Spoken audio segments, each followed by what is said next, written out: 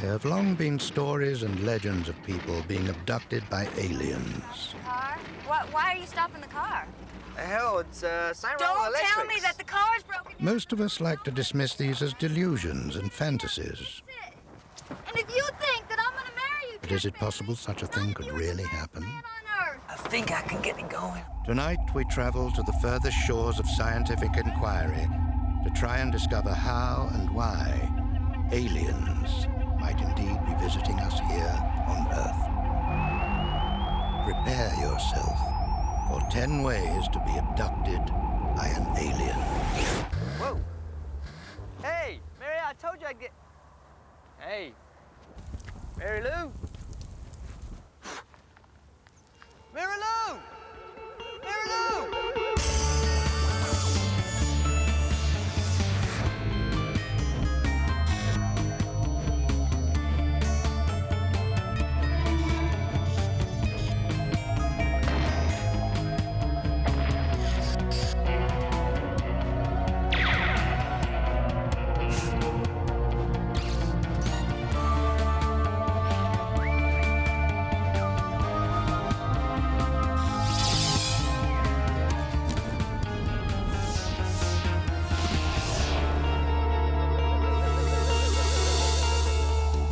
Welcome, friends of the far side, to our out-of-this-world guide to alien abduction. Roswell, 1947. Local residents claim to have witnessed a flying saucer crash to Earth, leaving its lifeless passengers in the clutches of U.S. government scientists. Since those fateful events, sightings of UFOs have become ever more frequent and disturbing. According to one opinion poll, up to 80% of Americans believe their government is covering up evidence of extraterrestrial contact. More worrying still, the 2002 Roper poll found that an astonishing 2.9 million Americans reported symptoms, which researchers associate with alien abduction. The legends are legion, from spaceships to space cadets. This program puts their claims to the test. We will meet some alleged abductees, reconstruct their amazing stories, and get a second opinion from some of the world's leading scientists. So come with us now on a journey to the furthest shores of scientific understanding as we kick off with a deceptively simple first step.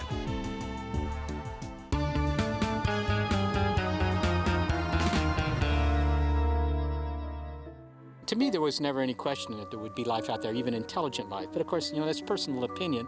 I have to say that, in recent years, the indications seem to be more and more favorable that there's life out there. We're finding planets around other stars.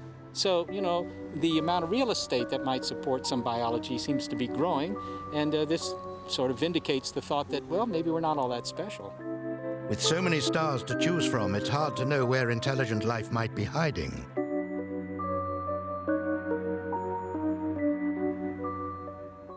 Taking up the challenge of finding it is Seth Shostak, senior astronomer with SETI, the search for extraterrestrial intelligence. One question that SETI researchers always have is, where to point their antennas. Where in the sky should we be listening? And we've taken a fairly conservative approach so far. We say, look, let's look in the direction of sun-like stars, stars like our own sun. Of course we're looking for a needle in a haystack, and we know how big the haystack is, by the way. That's the size of the galaxy. What we don't know is how many needles there are. Even if we were to detect a signal, would we understand it? Who knows what they're broadcasting? Could be used car ads, or who knows? But the kind of signal that we're looking for, that makes sense. And it would be the unmistakable sign of a transmitter. But suppose we actually received a signal from another world. How would we reply? Obviously, the aliens aren't going to speak English like they do in the movies, so how would we communicate? Some scientists have devised languages based on mathematics, some based on patterns, and others still on pictures. Seth, however, favors a different approach. My personal preference is to just take the servers down at Google, for example, and send them the internet. And that gives them everything they'll probably want to know about us, I would think. But not everyone is happy with the idea of betraying our presence to alien races. What happens if the aliens aren't content to sit around Google whacking? What if the aliens have a more sinister intent? We don't know what's out there, and it could be that betraying where we are, our presence here on Earth, might lead to, shall we say, unfortunate consequences. Unfortunate consequences? I don't think that's a laughing matter, Seth. The bad news is, mankind has already started broadcasting to any alien who cares to listen. Television transmitters actually produce signals that go out, well, they go out forever, of course. They just get weaker with distance. And because there are television transmitters all around the globe, there's always a signal being broadcast. Television transmitters often have power of a couple of 100,000 watts. They're pretty strong transmitters. They're high-frequency transmitters, or high up on the dial, which means that those signals, they go off toward the suburbs, then they scoot right past the suburbs, and they go out into space. So those signals have spread the news that humans are here out 50 or 60 light years, and within that distance, there are several thousand star systems. So, it seems a foregone conclusion that aliens have discovered us, even if we are still looking for them. When trying to be abducted by an alien, it's important to learn the lessons of history. So now we turn to the first reported case of alien abduction, the extraordinary story of two ordinary Americans, Betty and Barney Hill.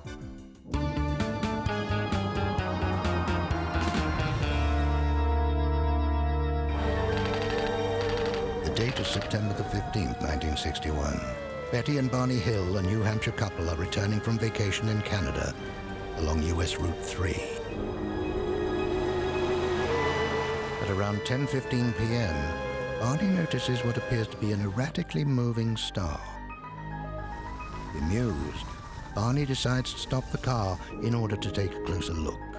Suddenly, the glowing object flies to within 100 yards, and to his disbelief and amazement, he sees the occupants inside. Terrified, he runs back to his car, and the couple speed away. Later, under hypnosis, the Hills independently tell exactly the same story of how their car had stalled. The craft had landed, and they had been taken aboard by small, grey aliens. The couple were subjected to an examination. Skin, hair, and nail samples were all taken. The aliens were said to be particularly surprised to discover that Barney's false teeth could be removed and replaced. Later, when Betty asked where her abductors were from, she was shown a star map, indicating they originated from Zeta Reticuli, a pair of faint stars 220 trillion miles away. Could aliens really have traveled across such vastness of space? In theory, yes. One of the world's leading theoretical physicists not only believes aliens are out there, he thinks he knows how they might get around. I think it's almost a foregone conclusion that they're out there. Take a look at our galaxy. There are 100 billion stars in our galaxy. Now take a look at the galaxies of the universe. We can actually count them. In the visible universe, our telescopes have the range to see 100 billion galaxies. Well, how many stars are there in the visible universe? Count them. 100 billion times 100 billion. That is an astronomical number. You have to be supremely arrogant to believe that we are the only ones in town. But that's just the visible universe. According to Michio, intelligent life might also exist in other dimensions. He calls this concept of extra-dimensional space string theory.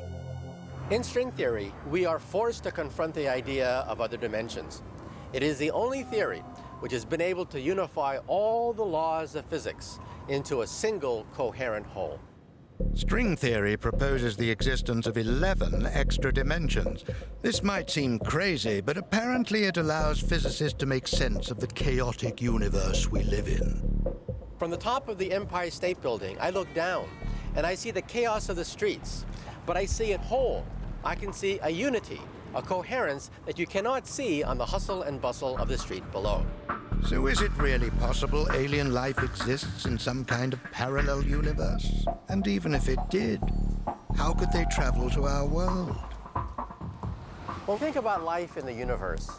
Scientists say the universe is so big, no one is ever going to be able to reach the Earth from the distant stars. There's an ultimate speed limit. You cannot go faster than the speed of light. However, Albert Einstein introduced the concept of wormholes. Wormholes? No, not the mound of earth messing your lawn, but rather strange doorways between different dimensions. And to travel through one, you have to fly into a black hole. There is a theory that says that when things fall into a black hole, they get blown out the other end. The other end of a black hole is a white hole where matter spews out. If this theory is right, it could be that black holes are a link between a vast number of other universes. Think of a soap bubble. We live on the skin of a soap bubble that's expanding. But if you vibrate the soap bubble, it buds. It sprouts a baby soap bubble. And all of a sudden, you have two soap bubbles. So we do think that perhaps our universe coexists with other soap bubbles, perhaps connected by black holes. And there's not a universe, but a multiverse of universes. Aliens? From parallel universes? Here on Earth? Could it be there's been a cover-up?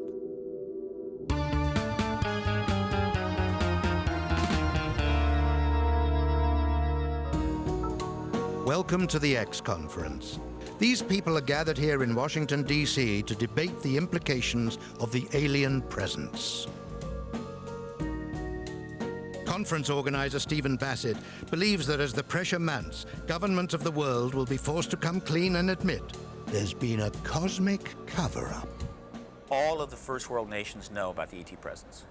So these governments could do a disclosure event anytime they wanted to.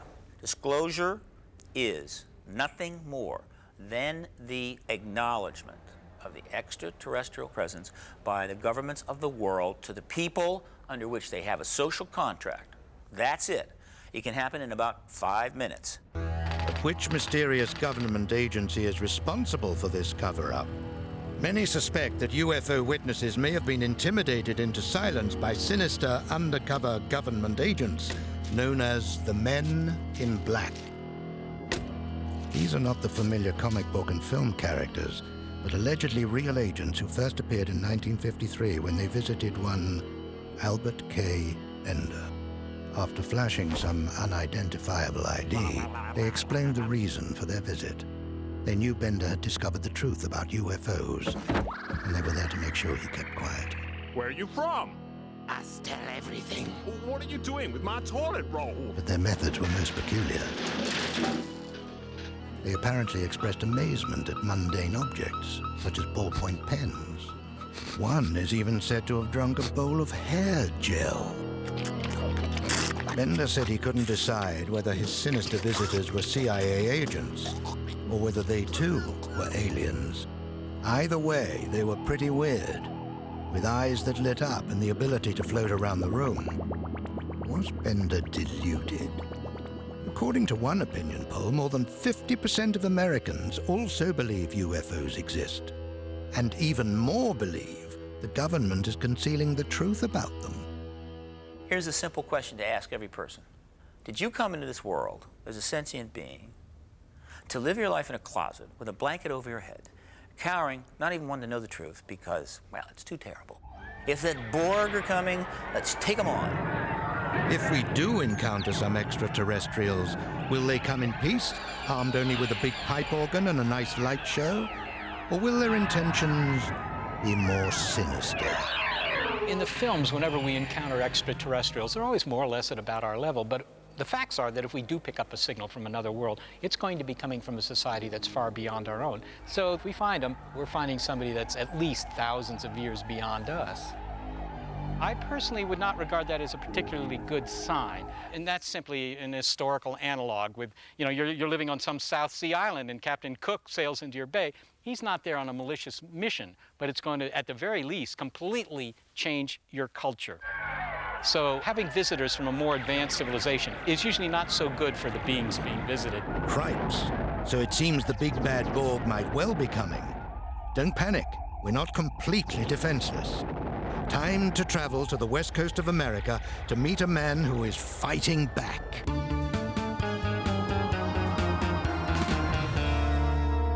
I'm Michael Mencken. I'm the inventor of the anti-alien flat screen helmet. Michael Mencken has become so concerned by the threat of alien abduction that he has decided to do something about it. Whilst reading a science fiction story, Michael realized aliens must be able to control people telepathically by using microwave energy. He quickly set to work designing a shield to protect abductees. Cheers. And he now spends all his spare time making alien protection helmets. It's good. Yeah, well, this has got a leather strap, you know. People sleep with it. The leather is comfortable to sleep with, and that's one of the reasons I make the leather. But there are people who have been sleeping with this hat on for years. The only drawback about the hats is they are hot in the summer. And I had a man in Iowa, and he reported that it was too hot in the summers in Iowa to wear it. I said, I'm sorry, you're just going to have to be taken.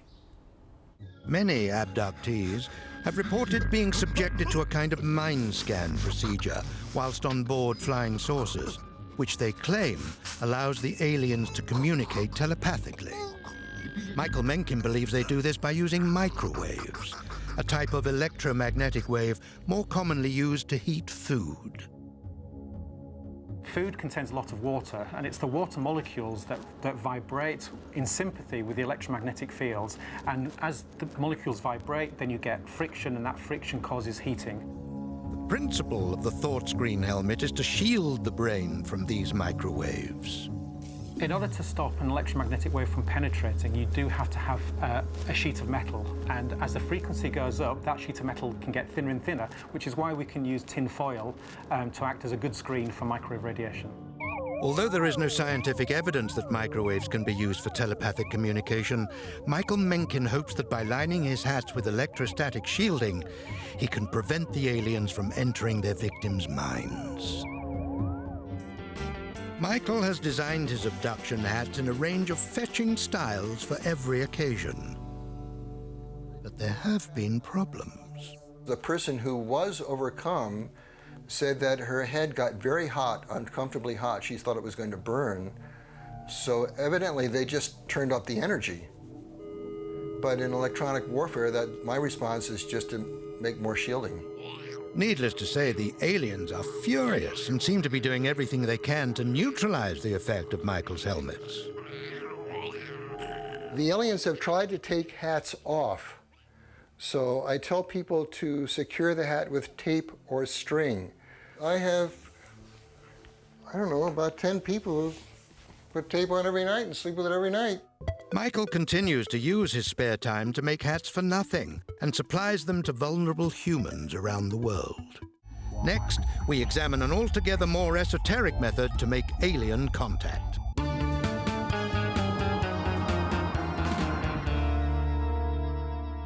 Members of a group calling themselves the Etheria Society are gathering here on Holston Down in North Devon in England to tap into spiritual energy they believe is flowing to Earth from outer space. The great message, if you like, of the Etheria Society is that there's one crisis in the world, and that's the spiritual energy crisis. If we solve that one, all the others will be solved, because then karmic balance will come to the planet. One of the ways of doing that is to go to charged mountains, and we perform a combination of the 12 blessings, which is a mystical practice given to us by the Master Jesus, who we believe came from another world, together with mantra, which is an Eastern chanting method, which invokes this spiritual energy. They believe their founder, a taxi driver from Maida Vale called His Eminence Sir George King, was in regular contact with higher intelligences from outer space for most of his adult life. In 1954, on May the 8th, Dr. King was in his flat, small bedsit really, in Maida Vale in London, and he was actually washing up at the time, and he received an audible command. It's called the command. George takes up the story. I was performing a tricky feat at the time, trying to dry 4 plates by shuffling them about, rather in the same way that one shuffles a pack of cards. May I warn any independent bachelor that such a procedure, when you consider the frequent breakages, costs almost as much as a wife. As George juggled the crockery, the sound of the street below suddenly stopped, and an alien sound struck his ear with gentle firmness. You are to become the voice of interplanetary parliament. The ensuing silence was broken only by the sound of shattering plates as they slipped from his useless fingers. There was no further explanation which George desperately required, having never heard of interplanetary parliament. A week of hopeless frustration followed.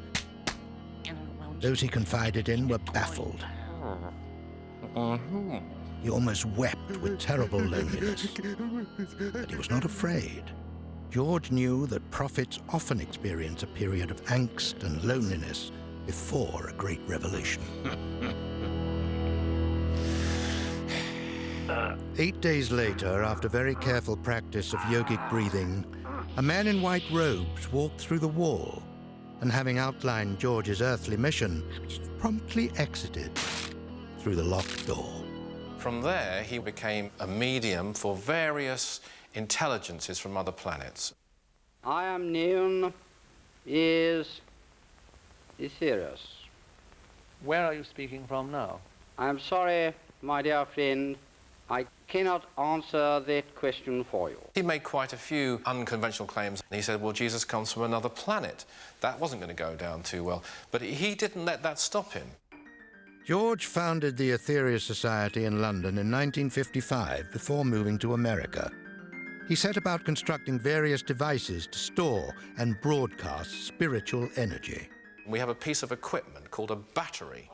And in this battery, which is a piece of radionic apparatus, that's the science of psychic energy, we believe we can store energy and then released in cooperation with otherworldly beings to particular areas.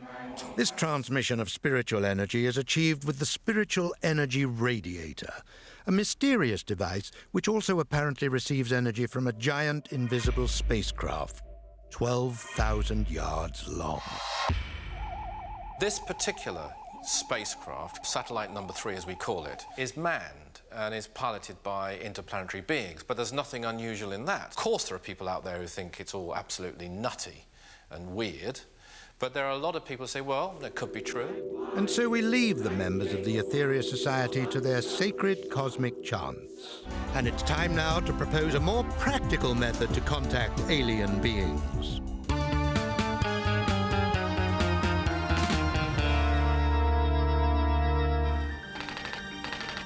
UFO witnesses have often commented upon the mysterious way in which these machines appear to hover in space. For some reason, members of the police force are particularly prone to seeing UFOs and have given us reports like this one.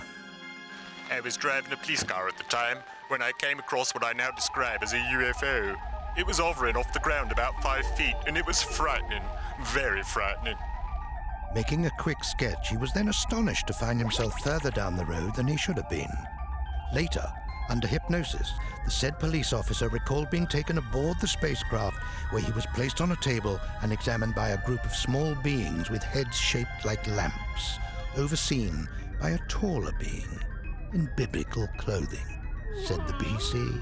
It's not easy being a policeman, but when it's a policeman who saw a UFO, it's even worse. Just how could a UFO hover off the ground? Clearly, aliens must have mastered some form of anti-gravity technology.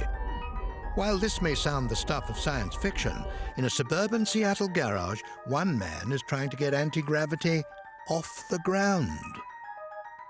The thing that we have to look forward to as the human race, once we finally conquer true anti-gravity technology, is that we will be able to lift tons more weight than we ever expected.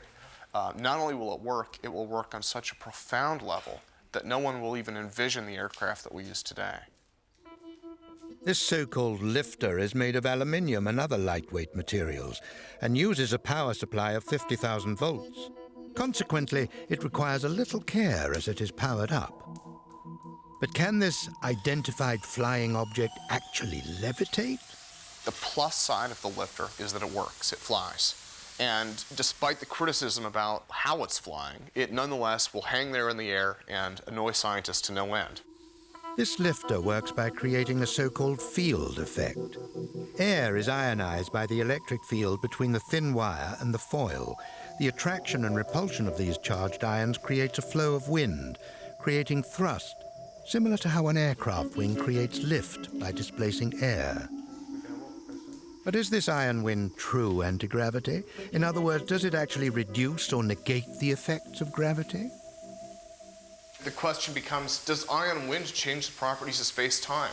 It would make sense. The particles are traveling at very high speeds. So we've got several effects going on that we haven't really even tried to measure yet. If UFOs existed, how would they work? And how would you design such a craft that could pull a 45G turn and not crush the occupants? The problem with flying at the speeds UFO witnesses report is that they would crush any human pilot into jam. We are reaching the limits of human pilots. Anti-gravity can change that. I think anti-gravity can change the inertia within the cockpit. I look at anti-gravity research, unfortunately, as the modern equivalent of scientific pornography. It's something that no one wants to talk about, because every time they do, they're maligned as being some kind of deviant. Sadly, there we must leave Tim in his garage to continue carrying out unnatural acts with high-voltage equipment. Okay, now we've discovered how they might have got here, we look next at why some people are selected for abduction and others cruelly ignored.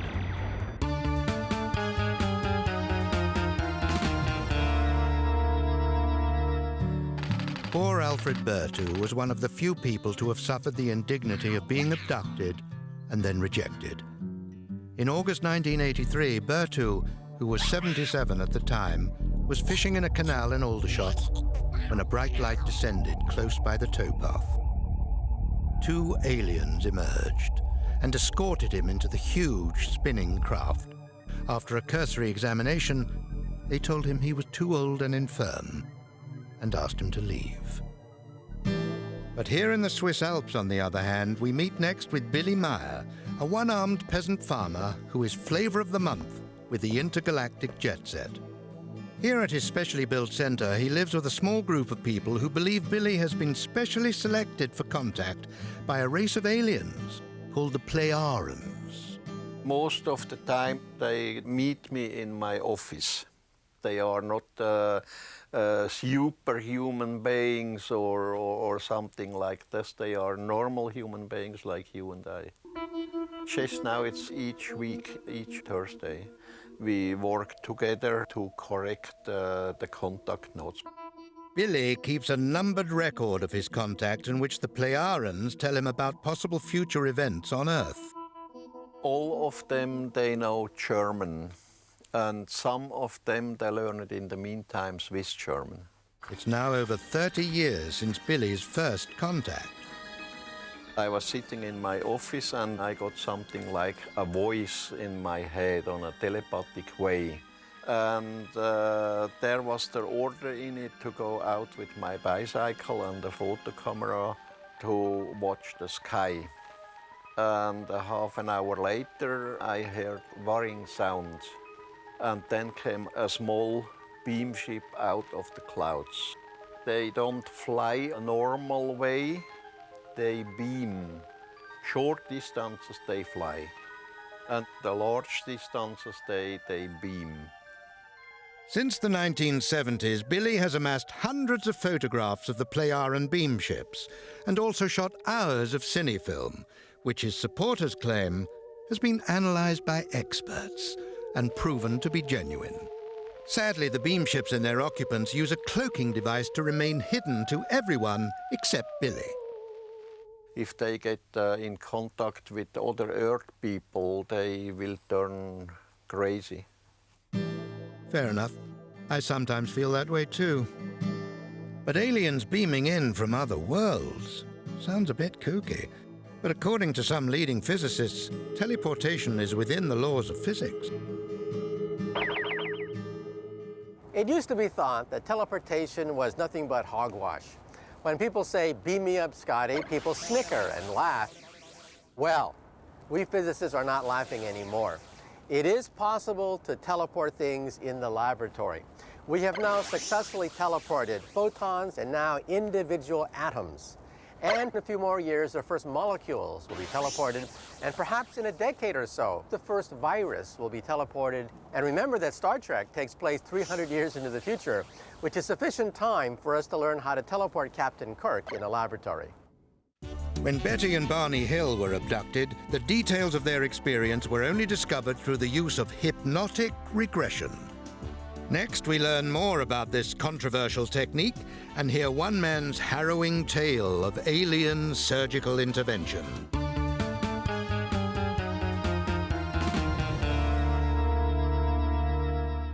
A suburban North London house. Trevor Wooding and his scientist friend Lars have come to visit hypnotherapist David Howard. Through hypnotic regression, he is helping Trevor to uncover bizarre memories of his abduction experience. There's two things I do when I'm regressing people.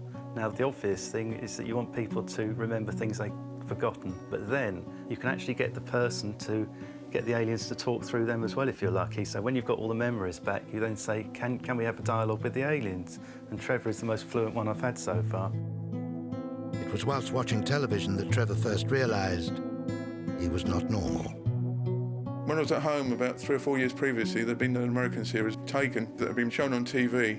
And there was the typical things that happen to an abductee, nosebleeds, scars on the body, particularly on the ankles and knees. And I got one of these ankle scars, and I suddenly thought, well, wait a minute, this has happened to me. I've been abducted. David begins the regression session, and within seconds, Trevor descends into a deep hypnotic state. 1, 2, 3, 4, 5. Deep sleep, Trevor. Within minutes, he starts to recall details of his abduction experience. The first time I saw the craft was in the college car park at Gravesend. I'd ordered a curry and I was just sitting down to eat it. I think I ate 3/4 of it. And I looked up and there was this light formation coming towards me and got closer and closer. And the next minute I was being lifted up into the craft on a cradle of light. These Bombay doors opened on the craft. And this projector-like device drew me up and dropped me onto like a stretcher. About 3.5 foot tall. They've got insect-like heads, but they were basically humanoid in shape. They seem to have these enormous sunglass-type shields over their eyes. Something was implanted in my nose. It did cause an enormous amount of stress at the time, because the prong was at least 1 foot long. They put a chip into the brain so that they can actually trace the abductees. But I'd rather not go further into that one. It's very, very distressing. Trevor then attempted telepathic communication with the aliens, causing their craft to veer dangerously out of control. Having nearly crashed their precious flying saucer, the aliens decided they'd had enough of Trevor.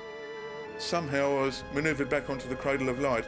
They cut open the side of the car, they dropped me back into the driver's seat, and then re-welded the car back up, with 3/4 eaten curry back on my lap, which I finished off. I was hungry, so I finished the curry. Finally, David decides to bring Trevor back to the real world. Thank you for being noted, David. Our greetings goes to everyone on Earth, and we hope that this will be a productive encounter for everyone concerned. I'm back. I'm back. What does David think of the results? Now, whether they're actually inventing it or not, you can't prove. Or can you? What about the implant lodged in Trevor's brain? I blew my nose and it came out in a handkerchief. It was a tiny little metallic electronic chip of some sort. It was in the middle of the product of my nose, so I didn't particularly want to prod around in it. And my natural reaction was to throw it down the toilet. I actually threw probably about £1 million worth of technology away. But one question which continues to perplex many believers in the abduction phenomenon is just why the aliens come here. Is it the weather? Or are they just passing by? Or is there some sinister purpose to their visits? Get ready for one disturbing but popular theory.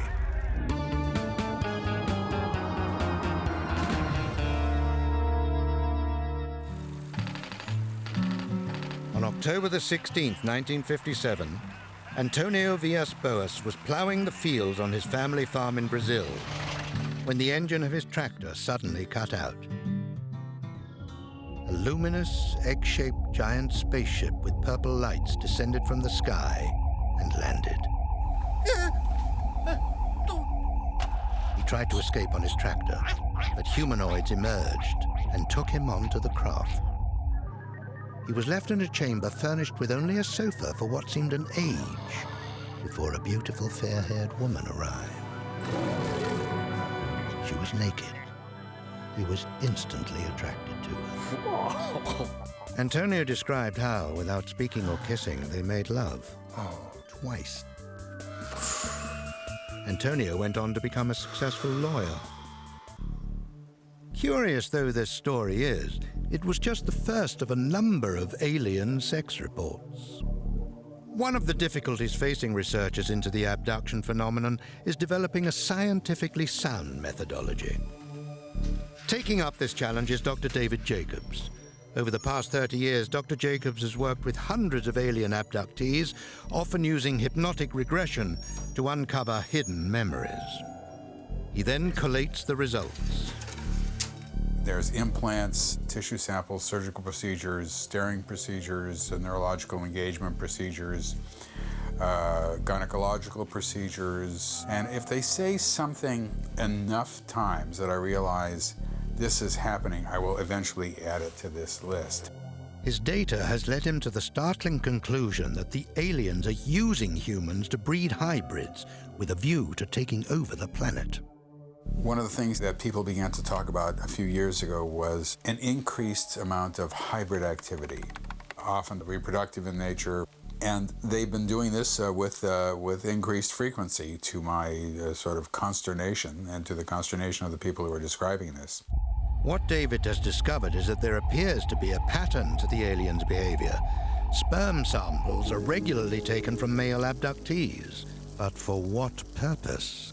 More sinister still are the experiences of female abductees. Hybrids mate with you, and sometimes they, they'll put in a fetus. They'd even harvest the eggs when I was just a little girl. I was pregnant and everything was going fine. 10 weeks after, it's gone. And I called my mother and she said, collect everything that you can and take it to the doctor. And when I got there, they tested it and they said there were fetal cells, but where was the baby? They are here for a reason. They are working towards a goal. Not only that, but they are doing this secretly.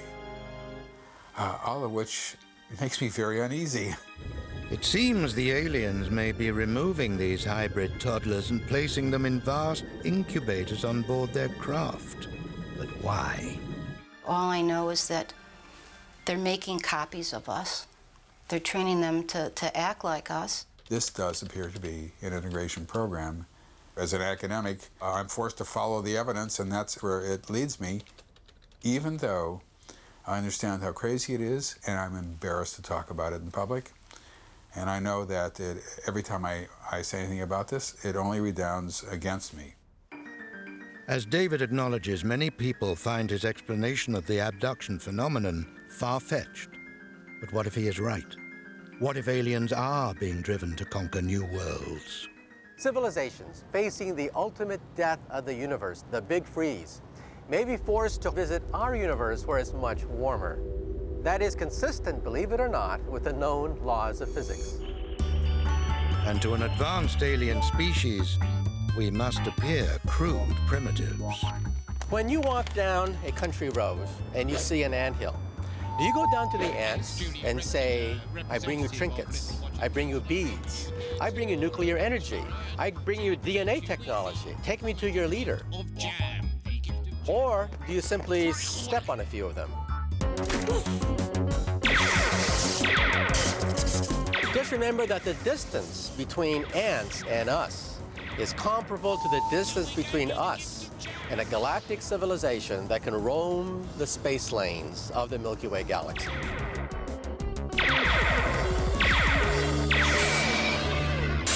Welcome for the grand climax of tonight's 10 Ways to be Abducted by an Alien. Before we discover our abduction chart topper, let's remind ourselves of the story so far.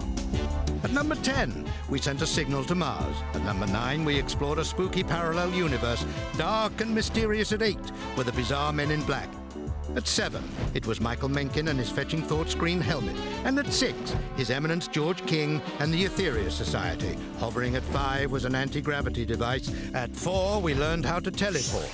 Number 3 was Trevor's nasal implant and counter. And at 2 was the Alien Hybrid Program. But topping tonight's Out of This World chart, we bring you to our final extraordinary recommendation in our quest for 10 ways to be abducted by an alien.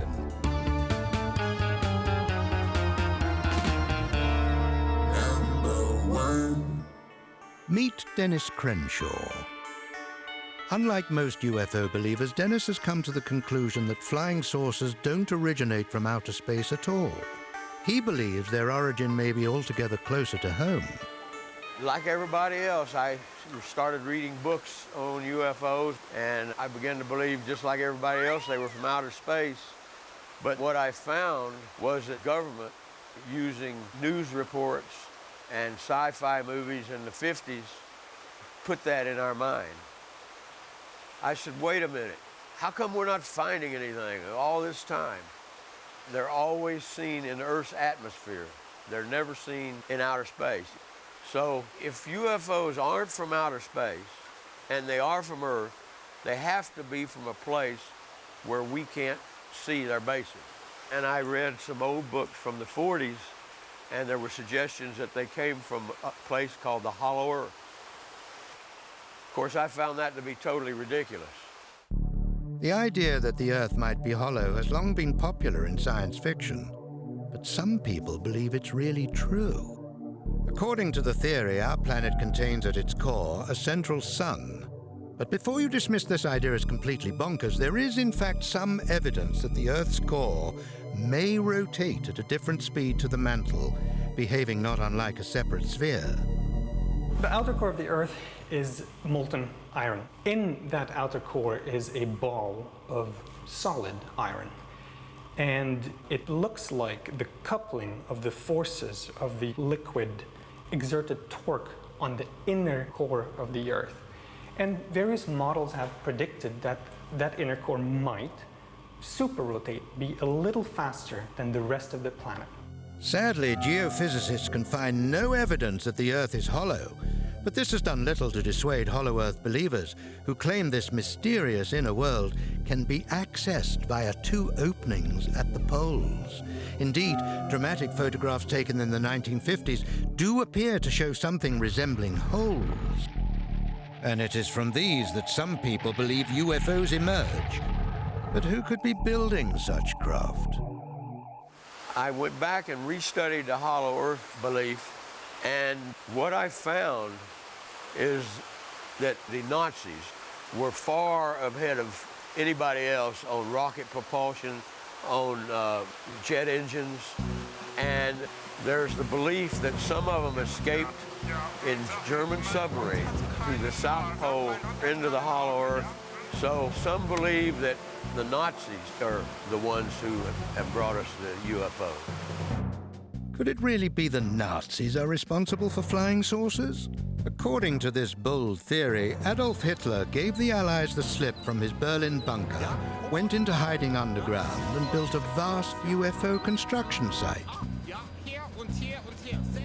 Although there is no proof the Nazis were working on a saucer-shaped vehicle, their scientists were certainly the first to develop rocket-propelled missiles.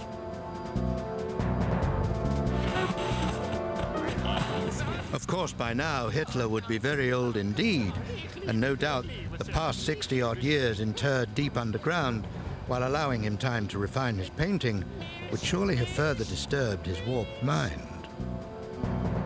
It also seems quite probable that he would have cloned himself as part of a high-tech master race breeding program. This would certainly explain the often reported Aryan appearance of many UFO pilots. So there we have it. Having resolved the flying saucer enigma through the ruthless application of logic and a little lateral thinking, we leave Dennis alone in the dark to have a think about things. We liked Dennis, but it seemed for the best.